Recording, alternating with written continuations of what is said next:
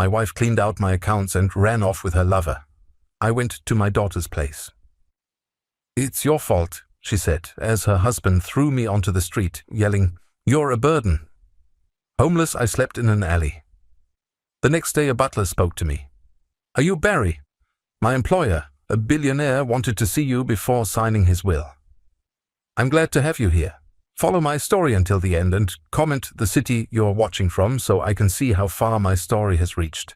My name is Barry Mitchell, and at 58 years old I thought I knew what betrayal looked like. I was wrong. The morning started like any other Tuesday. I made coffee for Amanda and myself, just as I had for the past 27 years of marriage. She sat at our kitchen table scrolling through her phone, barely acknowledging my presence. I should have noticed the packed suitcase by the door. I should have questioned why she was dressed so carefully for someone who claimed to be running errands. Instead, I kissed her forehead and told her I loved her, just like always. By noon, my entire world had crumbled. The first sign something was wrong came when I tried to buy lunch at the diner near my job at the auto repair shop. My debit card was declined. Embarrassed, I apologized to Martha, the waitress who'd known me for 15 years, and promised to come back tomorrow. "Don't worry about it, Barry," she said, her eyes filled with sympathy that I didn't yet understand. "Maybe there's just a problem with the bank system." But there wasn't a problem with the bank system, there was a problem with my wife. When I got home that evening, the house felt different, hollow. Amanda's car wasn't in the driveway, but that wasn't unusual. What was unusual was the silence. No television humming in the background, no smell of dinner cooking, no sound of Amanda moving around upstairs. I found the note on our bedroom dresser, propped against the jewelry box I'd given her for our 10th anniversary. My hands shook as I unfolded the crisp white paper. "Barry, I can't pretend anymore. I'm leaving with David. I've taken what I need to start over. Don't try to find me. Amanda." David. I stared at that name, trying to place it. Then it hit me like a physical blow. David Garrett, the financial advisor Amanda had insisted we hire 2 years ago. The man who'd helped us reorganize our assets. The man who'd visited our home countless times, always with his charming smile and expensive suits. The man who had apparently been sleeping with my wife. I stumbled to the kitchen and called the bank with trembling fingers. The automated system confirmed my worst fears. Our joint checking account, $0.63. Our savings account, $0. The emergency fund we'd built over decades, gone. $42,000. Gone. I sank into my kitchen chair, the same one where Amanda had sat that morning, pretending everything was normal while planning my destruction. The weight of it all pressed down on me like a physical force. 27 years of marriage. 27 years of working double shifts to provide for her. Of sacrificing vacations and new clothes so she could have the things she wanted. 27 years of believing she loved me. All of it meant nothing. The phone rang, jolting me from my shock. For a moment, hope flared in my chest. Maybe it was Amanda calling to explain, to say it was all a mistake. "Dad." It was my daughter Sarah's voice, but there was no warmth in it, no concern.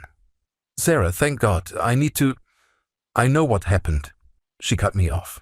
Her voice was cold, distant, the same tone she'd used with me since she was a teenager. "Mom called me." "Then you know I need help. The bank accounts are empty and I don't have anywhere to—" "You need help." Sarah's laugh was bitter. "Dad, this is your fault. Mom told me everything. How you've been distant, how you haven't been the husband she needed. She said she's been unhappy for years." My mouth went dry. "That's not true, Sarah. I loved your mother. I gave her everything. Everything except attention. Everything except actually being present in your own marriage." Her words hit me like slaps. "Mom said you came home from work and barely spoke to her. That you were more interested in your stupid car magazines than in her feelings." I tried to speak, to defend myself, but the words wouldn't come. Had I been distant? I worked 10-hour days to keep us comfortable. When I came home, I was exhausted, but I'd always thought Amanda understood. "I'm coming over," I finally managed. "We need to talk about this face to face." "No." Sarah's voice was firm. "You're not welcome here, Dad. Brad and I have talked about it. We can't have this kind of drama around the kids." Brad. Her husband of 8 years, the man who'd never liked me, who'd always made it clear he thought I wasn't good enough for his wife's family. "Sarah, I'm your father. I have nowhere else to go." "Then maybe you should have thought about that before you drove Mom away." The line went dead. I sat in the growing darkness of my empty house, Amanda's words echoing in my mind. "I've taken what I need to start over." She'd taken everything. Not just the money, but my daughter's loyalty, my sense of security, my entire understanding of who I was. But I couldn't just sit there. I had to try again. I had to make Sarah understand. An hour later, I stood on my daughter's front porch in the affluent neighborhood where she lived with Brad and their 2 young children. The house was a testament to Brad's success as a corporate lawyer. Manicured lawn, expensive cars in the driveway, the kind of life I'd always dreamed of providing for my family but never could. Sarah opened the door before I could knock. She must have seen my headlights in the driveway. "I told you not to come here," she said, blocking the doorway with her body. "Sarah, please. I just need a place to stay while I figure this out. Maybe the couch, just for a few days." "Absolutely not."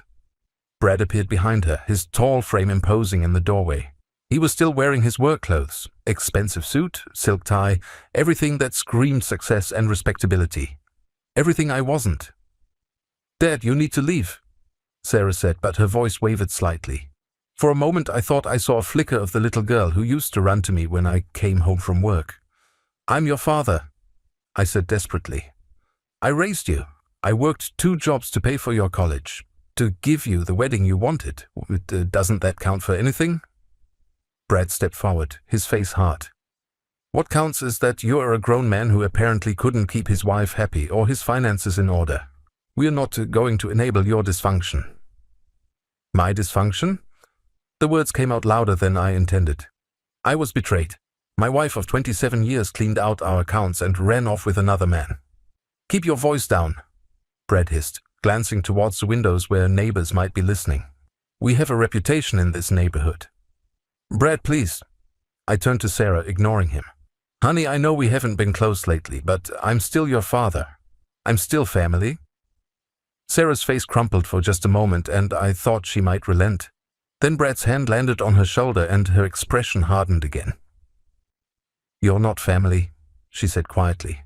"Family doesn't let this kind of thing happen. Family doesn't come to their daughter's house begging like some kind of vagrant." The word vagrant hit me like a physical blow. "Sarah, you're a burden," Brad exploded, his lawyer's composure finally cracking. "Do you understand that?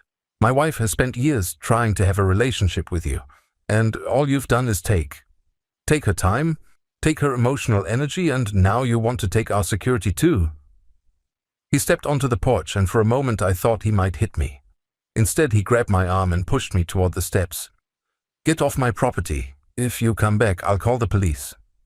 I stumbled down the 3 steps to their walkway, my knees weak. When I turned back, Sarah was crying, but she didn't stop Brad from slamming the door.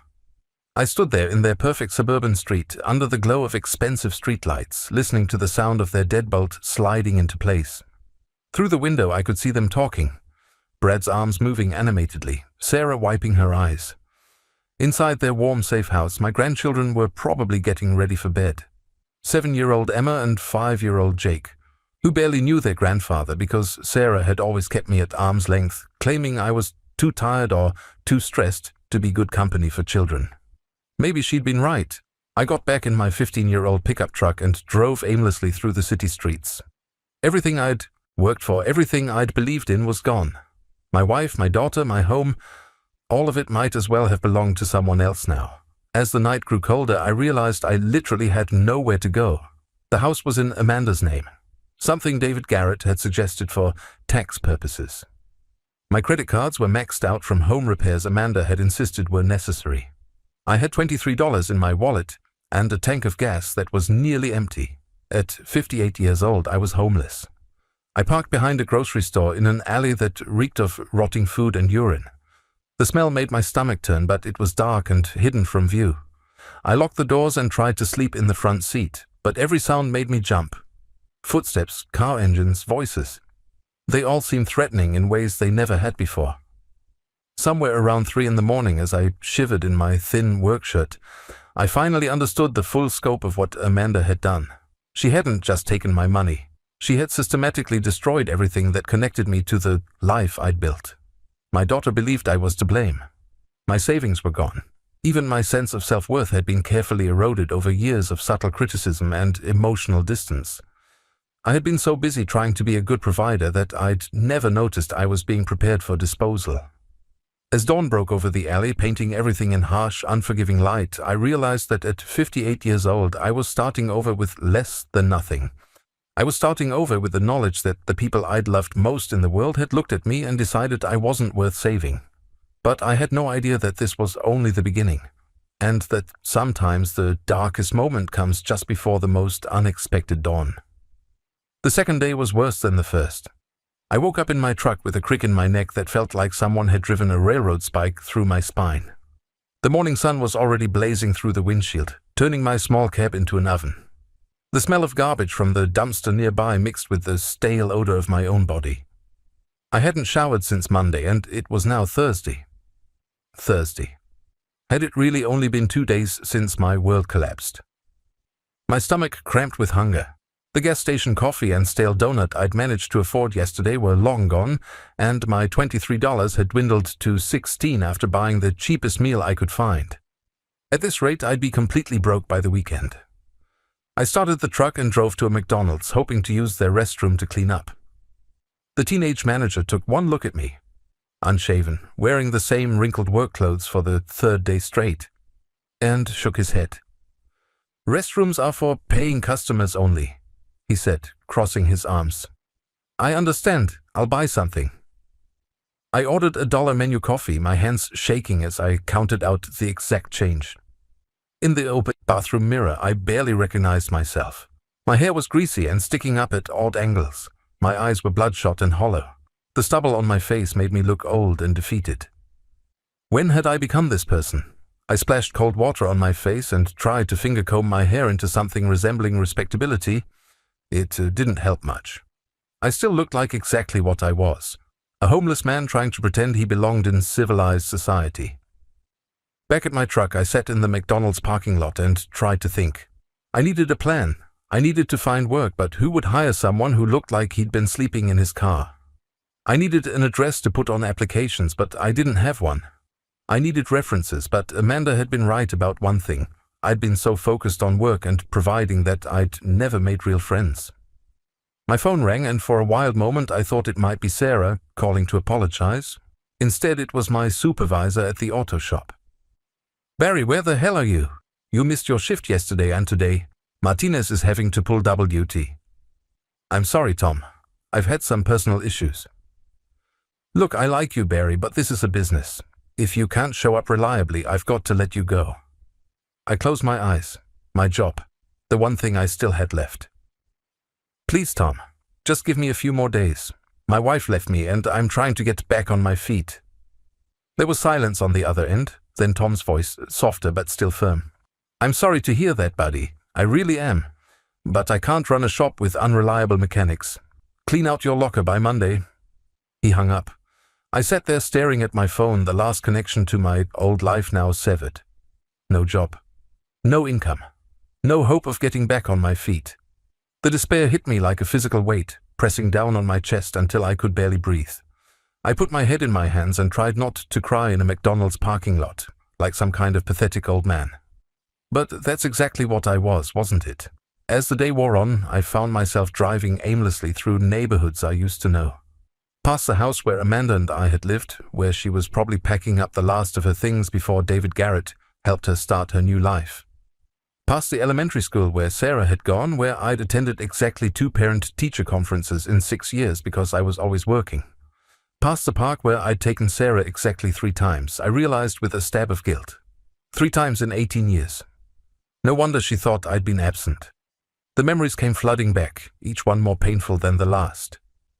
Sarah at age 6, sitting at the kitchen table with her homework spread out in front of her. "Daddy, can you help me with my math?" "Ask your mother, honey. Daddy's tired." Sarah at 10, dressed up for her school play. "Are you coming to see me tonight, Daddy?" "I have to work late, sweetheart, but Mommy will take pictures." Sarah at 16, standing in the kitchen in her prom dress. How do I look, Dad? I'd barely looked up from the bills I was sorting through. You look fine, honey. Have fun. Had I really been such a terrible father? I thought I was doing the right thing, working extra shifts to pay for her dance lessons, her college fund, her wedding. But maybe Sarah was right. Maybe providing money wasn't the same as being present. Maybe Amanda was right, too. When was the last time I'd really talked to her, asked about her day, shown interest in anything beyond making sure the bills were paid? I'd been so focused on being responsible, on being the provider, that I'd forgotten to be a husband and father. The realization sat in my stomach like a stone. By evening, I was parked behind a different store, in a different alley, trying to find a spot that didn't smell quite as bad as the previous night. I'd spent $4 more on another cheap meal, leaving me with $12 to my name. As darkness fell, I watched other homeless people emerge from wherever they spent their days. An older woman pushing a shopping cart full of belongings. A younger man with hollow eyes and track marks on his arms. A couple arguing in slurred voices about where to sleep. Was this my future? Was this who I was now? A tap on my passenger window made me jump. An elderly black man stood outside, gesturing for me to roll down the window. Against my better judgment, I cracked it open. "You new to this?" he asked, his voice surprisingly gentle. I nodded, not trusting my voice. "Thought so. You've got that look. Like you still think this is temporary." He studied my face with eyes that had seen too much. "Name's Walter. Been on the streets for about 15 years now." 15 years? The number horrified me.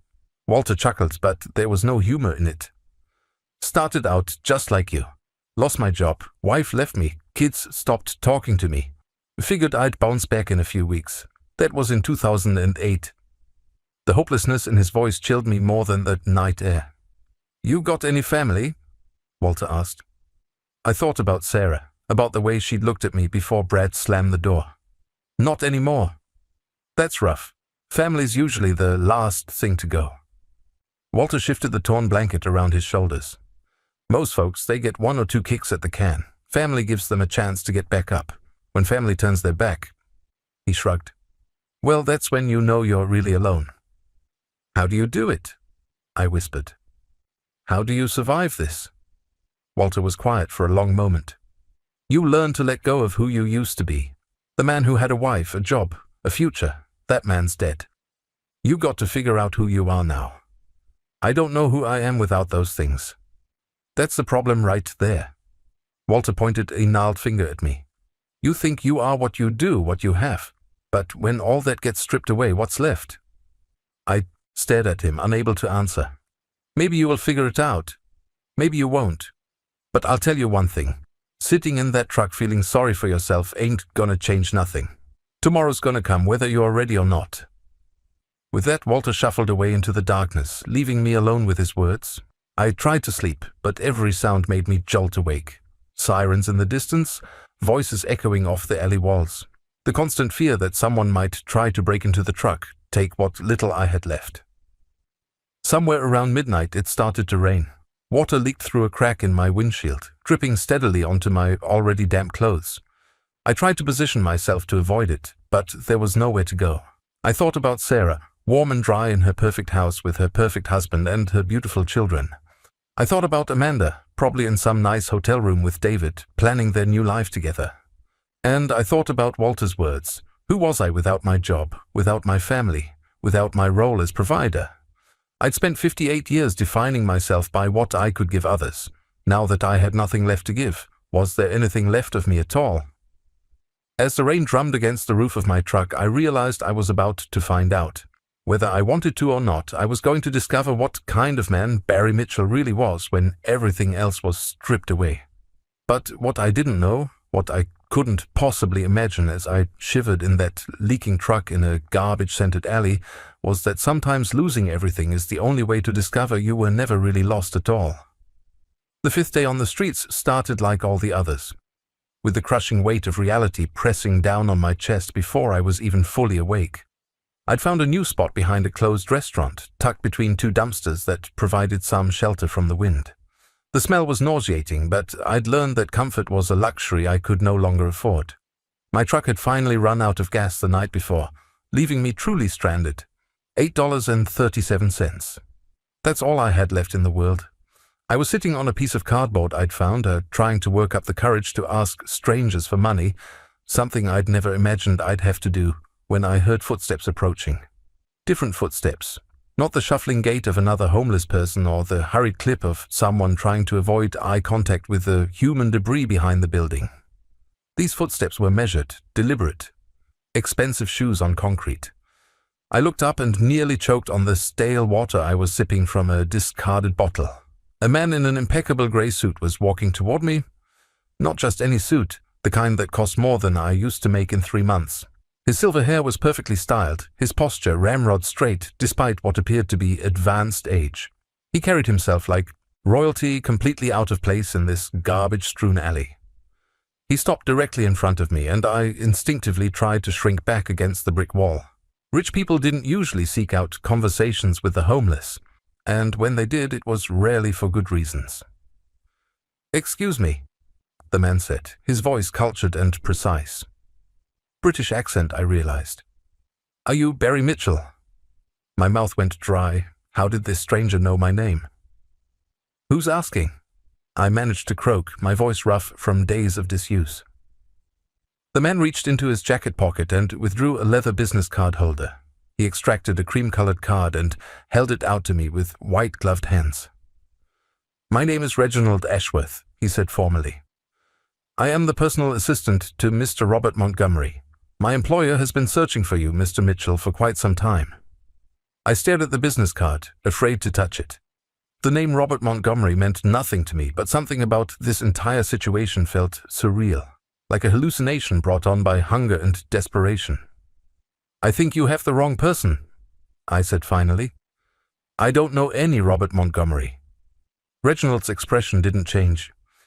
"Are you Barry James Mitchell, born on March 15th, 1965, at St. Mary's Hospital in Chicago?" The specific details sent a chill through me. "How do you know that?" "Are you the son of Margaret Mitchell, formerly Margaret Collins, and David Mitchell?"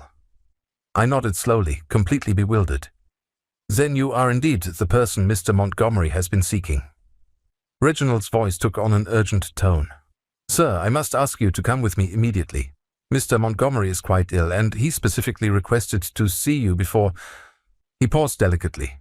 "Before his affairs are finalized." "Before he dies, you mean?" "Precisely." I struggled to my feet, my legs weak from hunger and cold. "Look, Mr. Ashworth, I appreciate the formal approach and all, but I think there's been a mistake. I've never heard of Robert Montgomery, and I can't imagine why some rich guy would be looking for me. Especially now." I gestured to my filthy clothes, my unshaven face, my cardboard seat. Reginald studied me with pale blue eyes that seemed to see everything. "Mr. Mitchell, what I'm about to tell you may come as a shock. Mr. Montgomery believes you are his brother."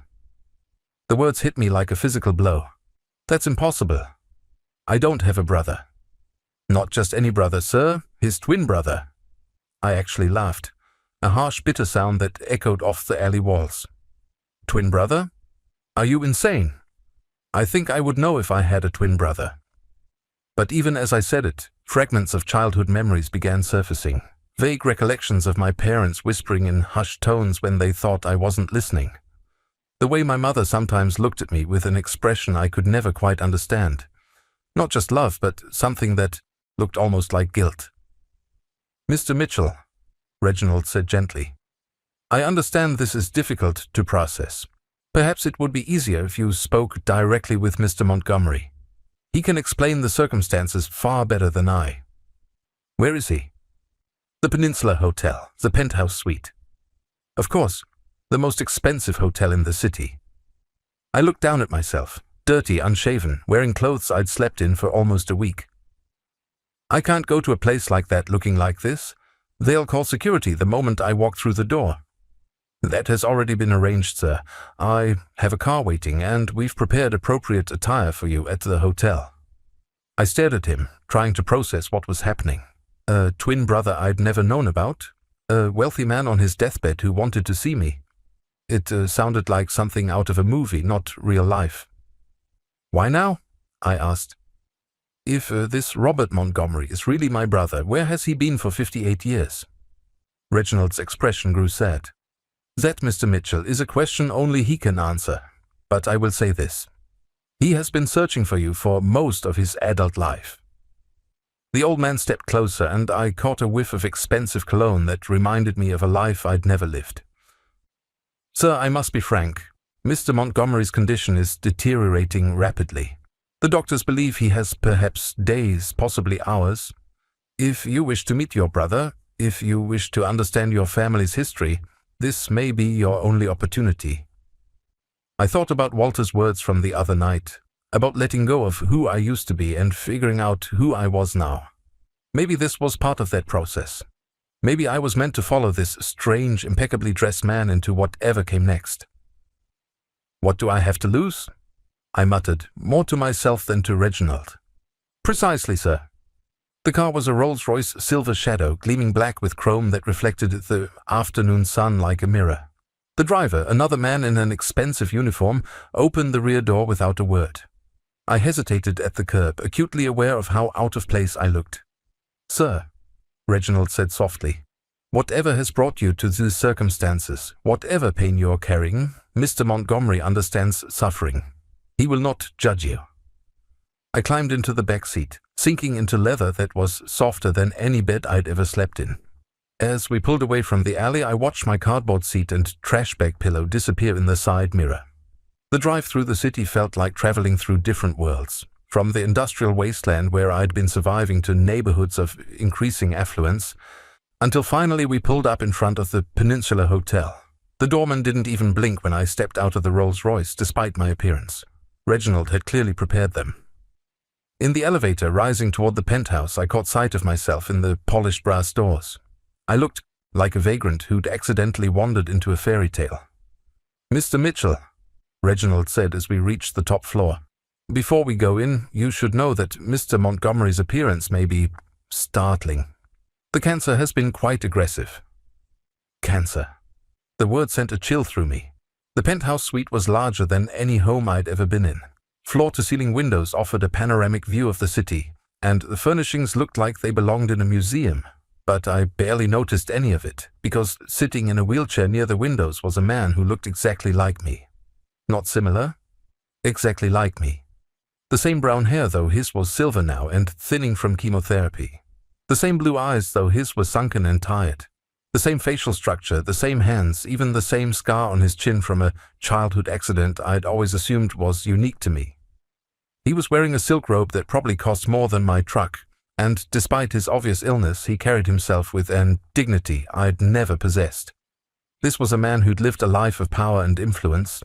This was a man who looked like he could be my reflection in a funhouse mirror, the version of me that had taken a completely different path through life. Barry, he said, his voice weak but warm.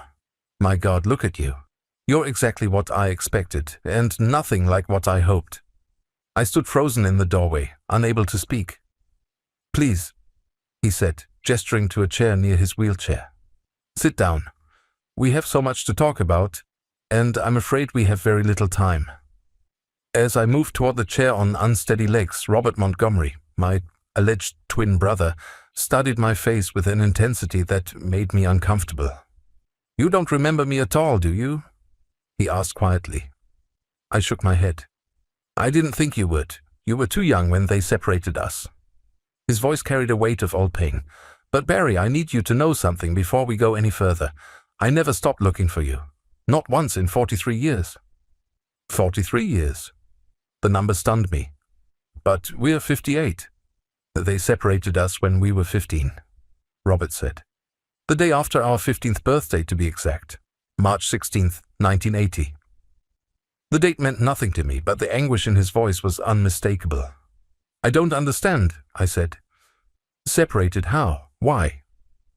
Robert's eyes filled with tears, and suddenly I was looking at a mirror image of my own capacity for pain. Because our parents decided they only wanted one son. The words hung in the air between us like a death sentence.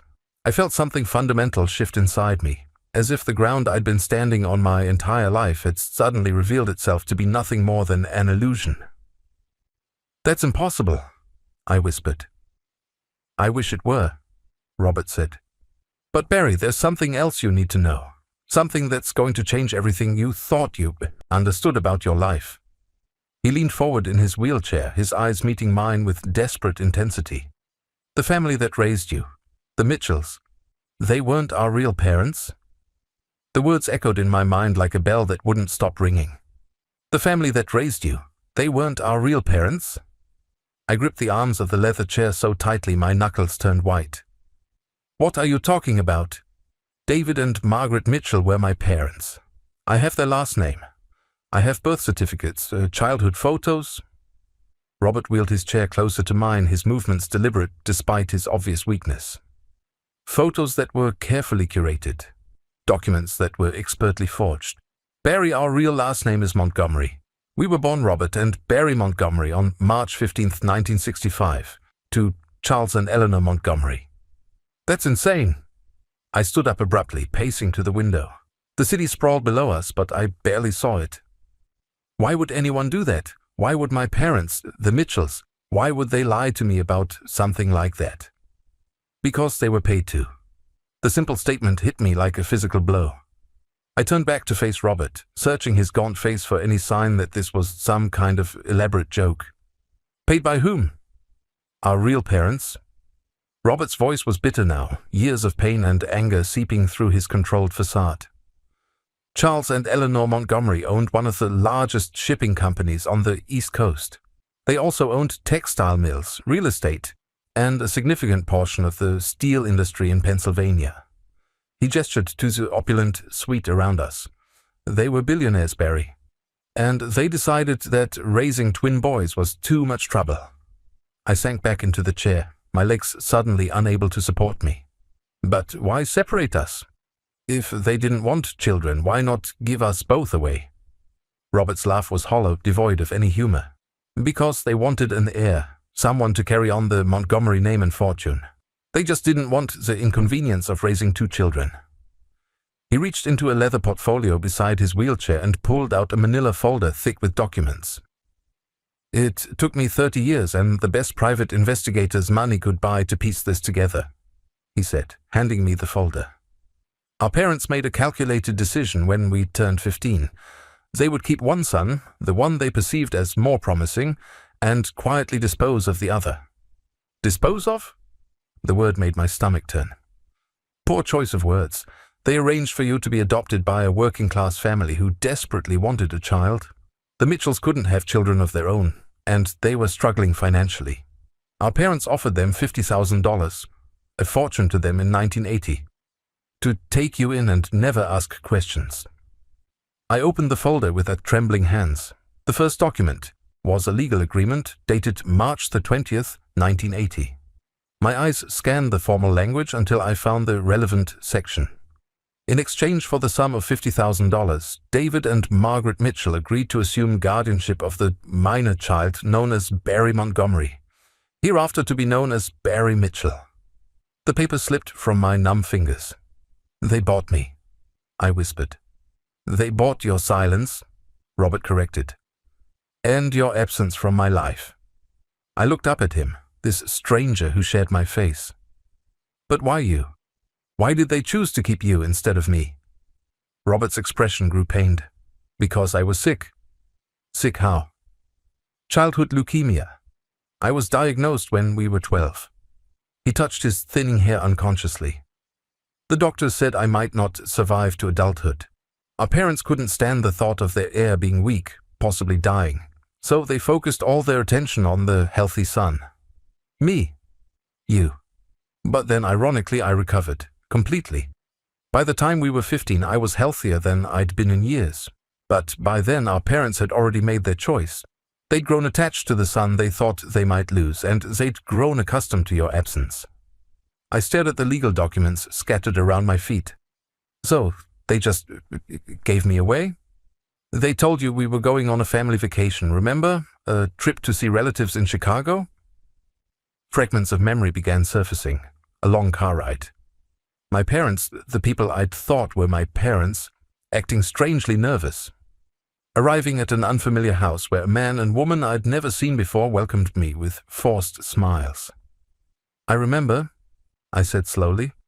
David and Margaret picked me up from what I thought was a relative's house. They said my real parents had been killed in a car accident, and they were going to take care of me from now on. A convenient lie. Robert's voice was harsh. While you were being told that story, I was being told that you'd died of the same cancer they thought was going to kill me. Our parents thought it was poetic justice in a way. They told me you'd succumbed to leukemia while I'd survived. The cruelty of it was breathtaking. They let you think I was dead? For 43 years. Robert's eyes filled with tears again. I mourned you, Barry. I grieved for my twin brother, my other half. I even had a headstone made for you in the family cemetery. I felt sick to my stomach. And our real parents, Charles and Eleanor, dead. Father died of a heart attack 10 years ago. Mother passed from Alzheimer's 3 years later. Robert's voice was matter-of-fact, but I could hear the underlying pain. They took their secret to the grave. I only discovered the truth about you when I was going through their private papers after Mother's funeral. That was 3 years ago. Why didn't you find me sooner? Robert wheeled closer, his expression urgent. I tried. God, how I tried. But the Mitchells had done their job well. They'd moved you several times during your childhood, always staying just ahead of my investigators. They were terrified that if I found you, I'd expose what they'd done. He pulled another document from the folder. This is a report from the private detective I hired in 2020. He finally tracked down Margaret Mitchell in a nursing home in Ohio. She was in the early stages of dementia, but she remembered enough to tell him the truth. Is she still alive? She died 2 years ago, but before she passed, she gave him your last known address. That's how we found you working at the auto shop. You've been watching me? Robert nodded. I had to be sure it was really you, and I had to figure out how to approach you. How do you tell someone that their entire life has been a lie? I stood up again, needing to move, to process what I was hearing. The people I thought were my parents, David and Margaret, they knew they were lying to me every day for over 40 years. They did what they thought they had to do to survive. Robert said quietly. $50,000 was life-changing money for them. But Barry, there's more. More? I couldn't imagine what else there could be. Robert opened another section of the folder.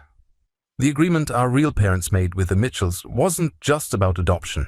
It included a clause that if anything happened to me, if I died or became incapacitated, you would automatically inherit everything. I stared at him. Everything? The Montgomery fortune. All of it. Our parents might have been cruel enough to separate us, but they weren't stupid. They wanted to ensure that their bloodline would continue, one way or another. The implications hit me like a sledgehammer. How much are we talking about? At current valuation, approximately $2.7 billion. The number was so large it didn't seem real. Billion? Billion. Robert's voice was steady. Companies, properties, investments, art collections. An empire built over 4 generations. I couldn't breathe. And you're dying. Stage 4 pancreatic cancer. The doctors give me weeks, possibly days. So I'm about to inherit everything. Robert leaned back in his wheelchair, looking exhausted. But Barry, I need you to understand something. This isn't just about money. This is about justice. This is about finally bringing our family back together, even if it's 43 years too late. I walked to the window, staring out at the city where I'd been homeless just hours ago. Somewhere down there was the alley where I'd been sleeping. The garbage and desperation I'd thought would be my new reality. I don't understand, I said finally. If you've known about me for 3 years, why wait until now to make contact? Why wait until you're dying? Robert was quiet for so long I thought he might have fallen asleep. When he finally spoke, his voice was barely above a whisper. Because I was angry. Angry? At you. At the life you got to live. He wiped away tears that had started flowing freely. You were adopted by people who, despite their deception, clearly cared about you. You got to have a normal childhood, go to school, make friends, eventually get married and have a family. You got to be ordinary. Ordinary? I laughed bitterly. My wife just cleaned out my bank account and ran off with another man. My daughter won't speak to me. I've been homeless for almost a week. But you got to try, Robert said fiercely. You got to experience love, marriage, fatherhood. You got to fail and succeed on your own terms. Do you know what my life has been like? I turned to face him, seeing the pain etched into every line of his face. Tutors instead of schools, business meetings instead of friendships, boardrooms instead of family dinners. I've never been married, Barry. I've never had children. I've never even been in love because I was too busy being the Montgomery heir, carrying on the family legacy. He gestured around the luxurious suite. All of this wealth, all of this power. It's been a prison. And you, my brother, my twin, my other half, you were out there living a real life while I was trapped in the gilded cage our parents built. But you could have left. You could have walked away from all of it. Robert shook his head. No, I couldn't. Because I thought you were dead. Because I thought I was the only one left to carry on the Montgomery name. I felt responsible for honoring the memory of the brother I'd lost. The irony was devastating. While I'd been struggling to provide for my family, working double shifts and missing important moments, my twin brother had been living in luxury while mourning my supposed death. So why now? I asked again.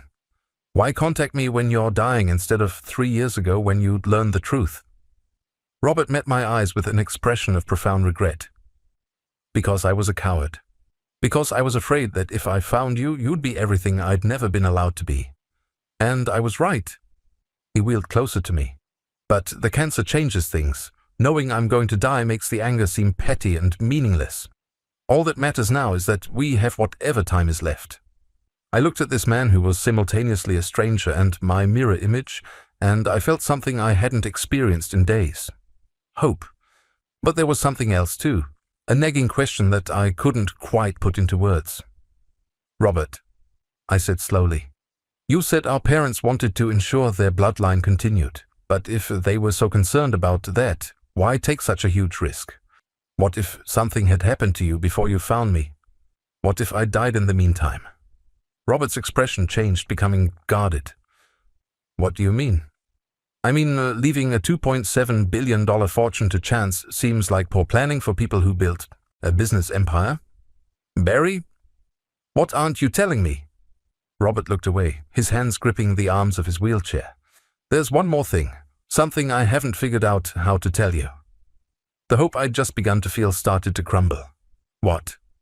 Our parents' plan wasn't just about having one heir, it was about having the right heir. Robert's voice was barely audible. They didn't just think I was more promising than you, Barry. They thought you were damaged. Damaged how? Robert met my eyes, and I saw a reflection of my own deepest fears staring back at me. They believed you would never amount to anything. They thought you would waste the family fortune, embarrass the family name. They gave you away because they were convinced you were fundamentally flawed. The words hit me like a physical assault. And you? Do you think they were right? Robert looked at me. Really looked at me.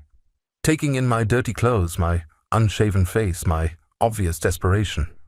I saw the exact moment when he made his judgment, and my heart broke all over again, because for just a second, just one devastating second, I saw doubt in his eyes.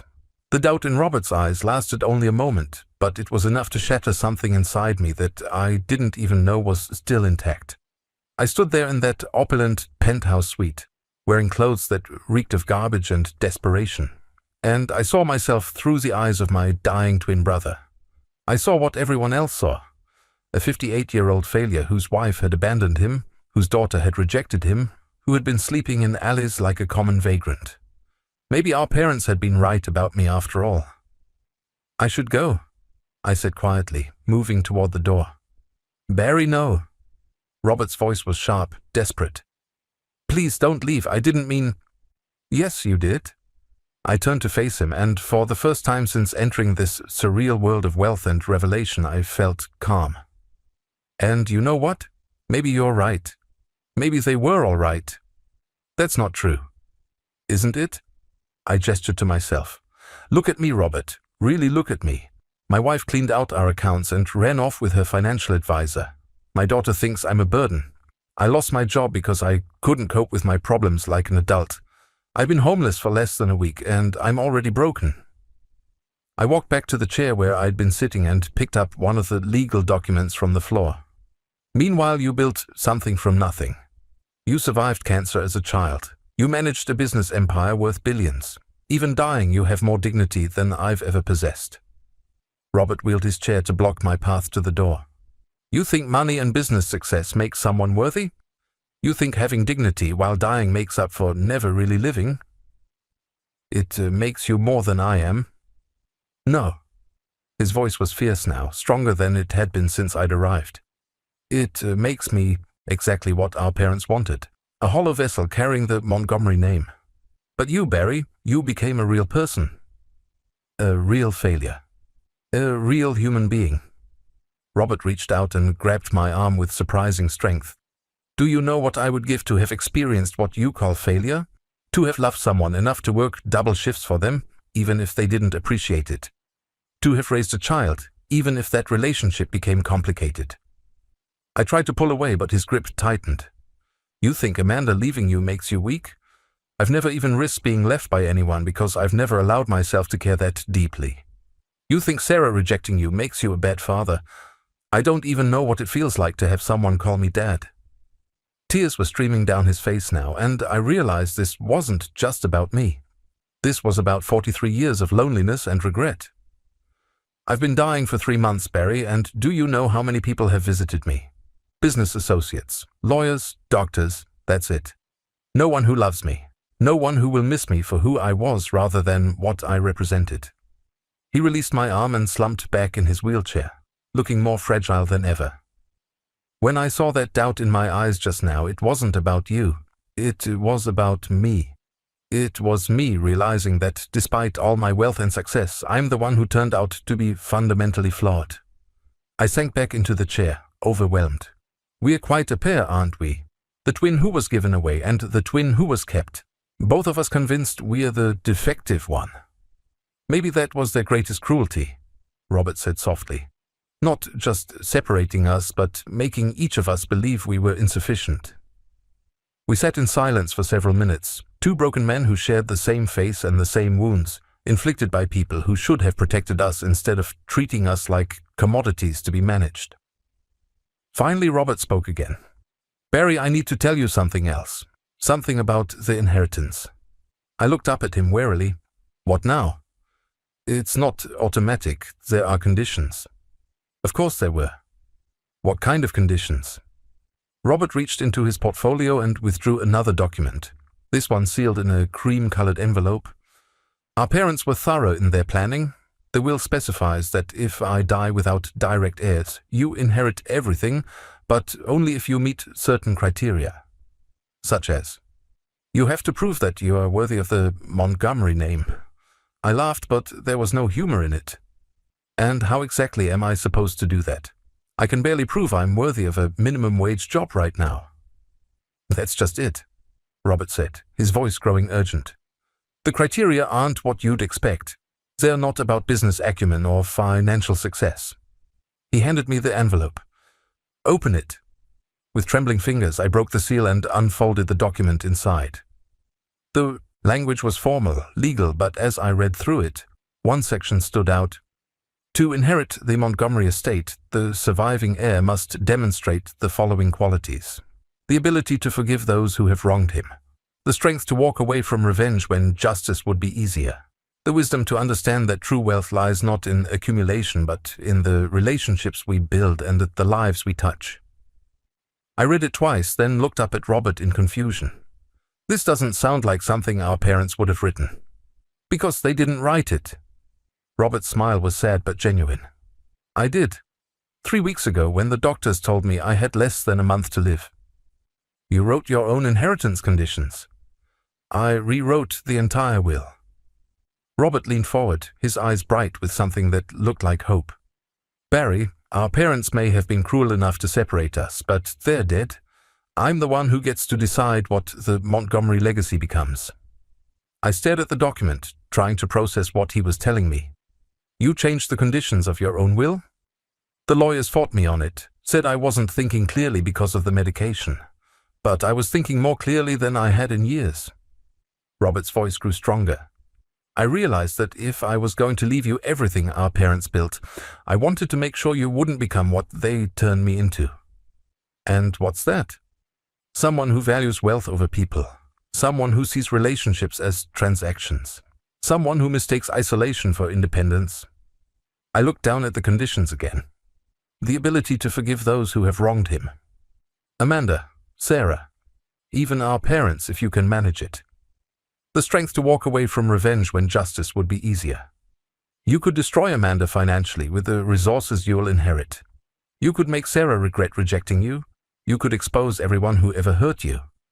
The wisdom to understand that true wealth lies not in accumulation but in relationships. Use the money to build bridges, not walls. Connect with people instead of acquiring things. I set the document down and looked at my dying brother. What if I can't do it? What if I'm too angry, too hurt, too broken? Then the money goes to charity and the Montgomery name dies with me. Robert's expression was serene. But, Barry, I don't think that's going to happen. Why not? Because you've already started. You forgave the Mitchells for lying to you, even after learning the truth. You haven't spent the last hour planning revenge against Amanda or Sarah. You've been focused on understanding, on processing, on trying to make sense of something senseless. He was right, I realized. I was angry at Amanda, hurt by Sarah's rejection, devastated by my parents' betrayal. But I wasn't plotting to hurt them back. There's something else, Robert said. A time limit. Of course there is. You have 6 months to demonstrate that you meet the criteria. 6 months to show that you can forgive, that you can choose healing over revenge, that you can build a life based on genuine relationships rather than transactions. And who decides if I've met the criteria? Robert smiled. You do? What? At the end of 6 months, you will write a letter to the executors explaining whether or not you believe you've fulfilled the conditions. If you say yes, you inherit everything. If you say no, the money goes to various charities. That's insane. What's to stop me from just lying? Nothing. Robert's smile widened. That's the point. If you're the kind of person who would lie about this, then you're not the kind of person who should inherit the Montgomery fortune. I stood up and walked to the window again, watching the city lights begin to flicker on as afternoon faded to evening. Somewhere down there, Amanda was probably having dinner with David Garrett, planning their future with my money. Somewhere down there, Sarah was tucking my grandchildren into bed, glad that she didn't have to deal with her burden of a father. And here I was, being offered more money than I could spend in 10 lifetimes, with conditions that essentially required me to become a better person than I'd ever been. What happens if I just walk away? I asked without turning around. What if I don't want any of it? Then you walk away, Robert said simply. No one will stop you. But Barry, can I ask you something? What? What do you want? Not what you think you should want, not what would be practical or reasonable. What do you actually want? I thought about the question for a long time, watching the city transform from day to night below me. I want to matter, I said finally. I want my life to have meant something. I want to be someone that people remember fondly, not someone they're relieved to be rid of. Then take the challenge, Robert said softly. Not for the money, but for the chance to become who you were meant to be. I turned back to face him, this stranger who shared my face and my pain. What about you? I asked. What do you want? Robert's eyes filled with tears again, but this time they looked like tears of relief rather than regret. I want to spend whatever time I have left getting to know my brother. I want to tell you stories about our childhood that you don't remember. I want to learn about your life, about Sarah, about who you became despite everything that was done to us. He paused, wiping his eyes with a trembling hand. And I want to believe that when I die, the Montgomery name will finally represent something good in this world. As I looked at Robert, frail, dying, but somehow more hopeful than he'd been when I arrived, I realized that the test wasn't really about proving I was worthy of the inheritance. It was about proving I was worthy of being his brother, and maybe, just maybe, worthy of being myself.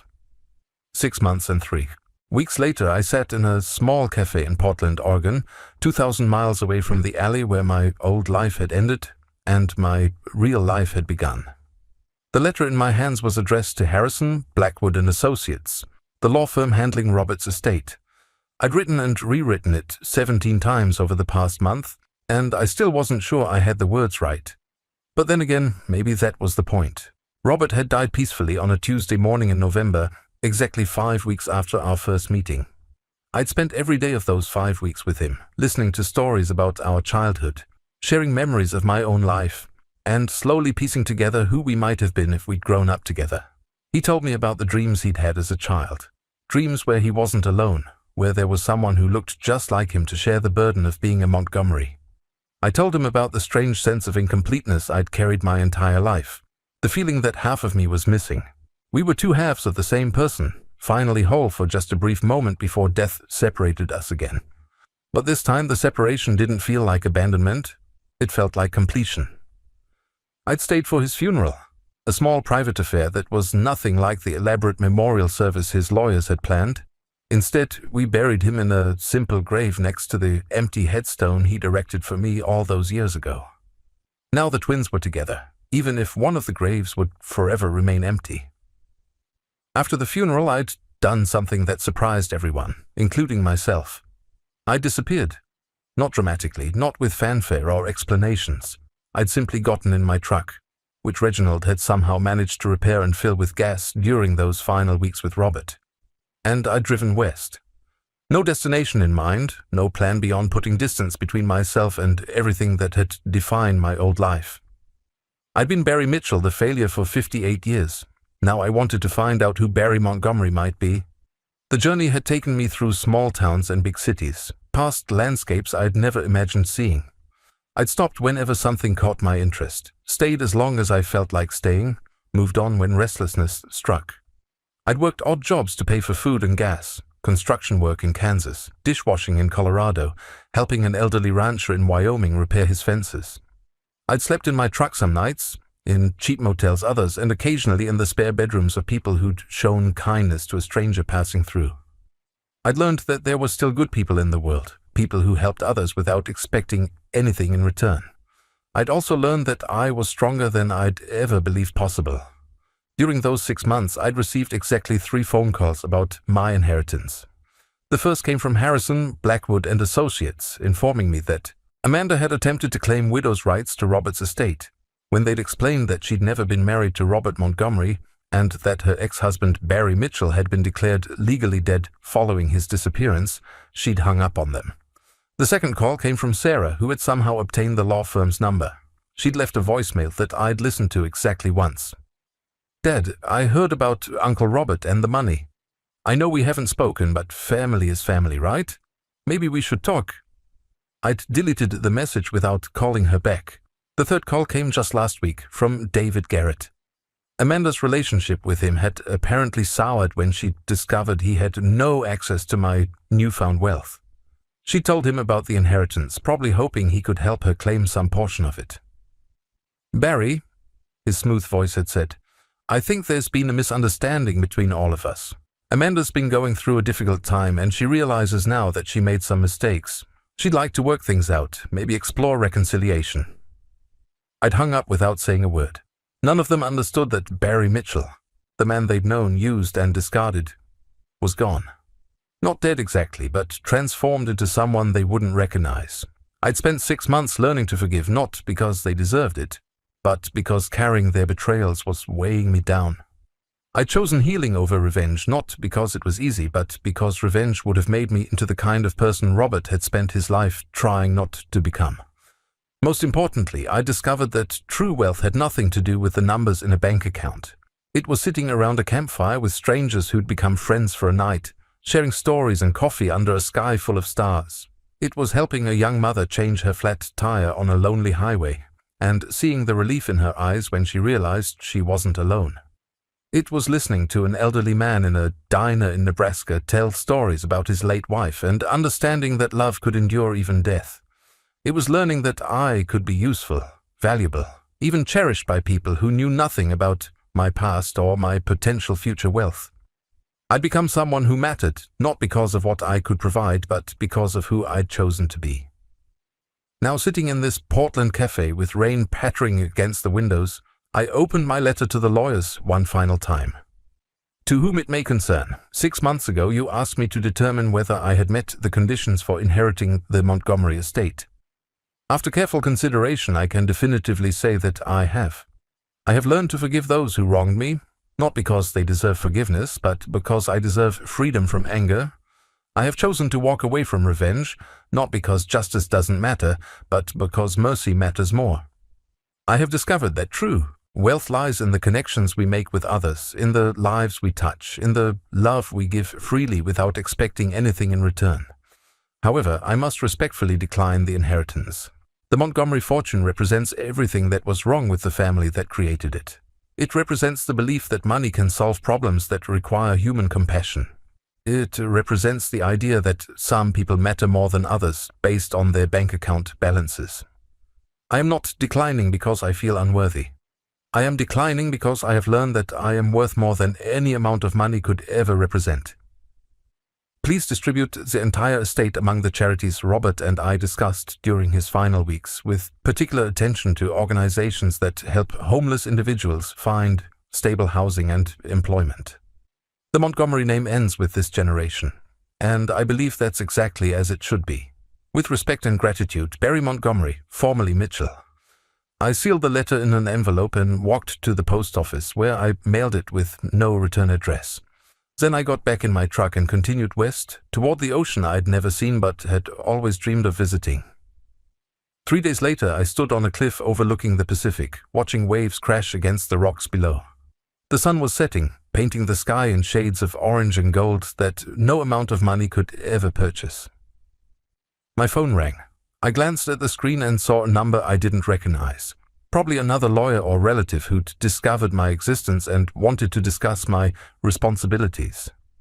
I turned off the phone and threw it into the ocean, watching it disappear beneath the waves. Barry Mitchell's phone, containing contacts for people who'd never really known him, was gone forever.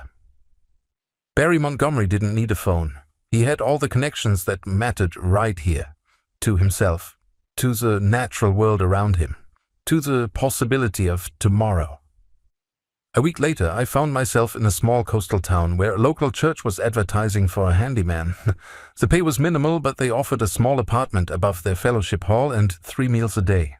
I took the job. The pastor, a woman in her 40s named Eleanor, didn't ask about my past when I showed up for the interview. She just looked at my hands, calloused from months of honest work, and my eyes, which apparently showed something she recognized. "You've been through something difficult," she said. It wasn't a question. "Yes."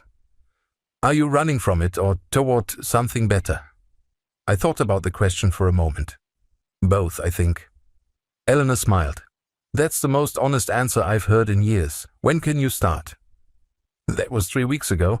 Now I wake up every morning in a small but comfortable apartment that overlooks the ocean.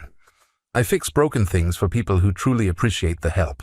I eat dinner with Eleanor and her husband, Marcus, listening to stories about their congregation and their community. I've made friends with Tom, a retired fisherman who teaches me about the tides and the weather. I've helped babysit for Maria, a young single mother who works double shifts at the local diner and reminds me that strength comes in many forms. Yesterday, Elena asked me if I'd be interested in leading a support group for men who'd experienced major life transitions. "You have something to offer," she said. "You've been where they are, and you've found your way to something better." I said yes. Tomorrow I'll sit in a circle with strangers who are struggling with divorce, job loss, family rejection, addiction, and a dozen other crises that can make a man question his worth.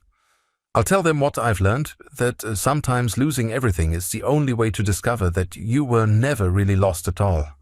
I'll tell them that forgiveness isn't about the people who hurt you. It's about refusing to let their actions define your future. I'll tell them that true strength isn't about providing for others or being needed. It's about being genuinely useful, genuinely kind, genuinely present in your own life. And if they're ready to hear it, I'll tell them the most important thing I've discovered, that you don't have to be anyone other than who you really are. 6 months ago, I thought my life was over. My wife had betrayed me, my daughter had rejected me, and I was sleeping